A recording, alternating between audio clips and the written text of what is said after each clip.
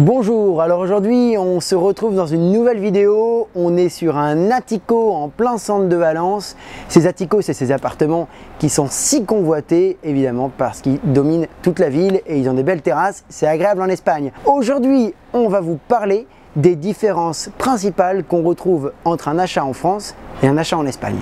A tout de suite. Une des premières qu'on va retrouver, c'est la clause suspensive pour non-obtention d'un prêt immobilier. C'est une clause qu'on retrouvera toujours sur les compromis français. En Espagne, ça n'est pas le cas. Évidemment, cette clause n'étant pas obligatoire, le vendeur n'aura aucun intérêt à se tirer une balle dans le pied en disant vous avez jusqu'au dernier jour, jusqu'à la veille de la signature pour annuler la vente. Donc en Espagne, sachez qu'il faut bien s'informer avant de vous engager sur un achat immobilier.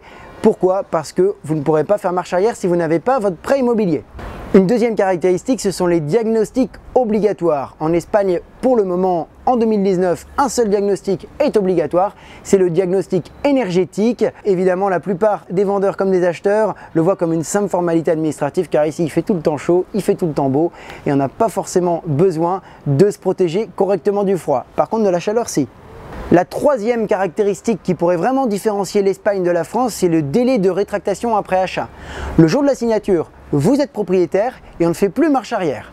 Et une dernière caractéristique dont je vais vous parler aujourd'hui, c'est que quand on réserve un bien immobilier en Espagne, quand on veut manifester son intention d'achat, cette intention d'achat, elle se transmet évidemment par un document écrit, mais surtout par une avance financière. Cette avance financière, en général, elle est faite en deux temps. Le premier temps, c'est la ségnale, c'est une première avance pour vraiment proposer un prix au vendeur et lui assurer que vous n'êtes pas en train d'offrir à 10 autres vendeurs différents. Vous dites voilà, moi je dépose 3 000 €, c'est parce que j'ai vraiment l'intention d'acheter. Le deuxième temps, c'est augmenter cette quantité pour atteindre 10% du prix du bien.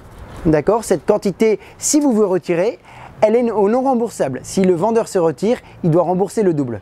Voilà, merci d'avoir regardé cette vidéo. N'oubliez pas de vous abonner à notre canal YouTube, à notre page Facebook, de nous suivre. Et on vous dit à très bientôt sur les réseaux sociaux Facebook, YouTube, Instagram. Au revoir!